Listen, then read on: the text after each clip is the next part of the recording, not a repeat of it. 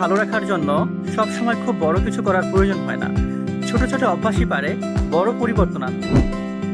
সকালে ঘুম থেকে উঠেই ছাদে যাই। ছাদের ঠান্ডা পরিবেশ মনকে সতেজ ও সুন্দর রাখে। আর একটু সুযোগ পেলেই গাছে পানি দেই, গাছের যত্ন নেই।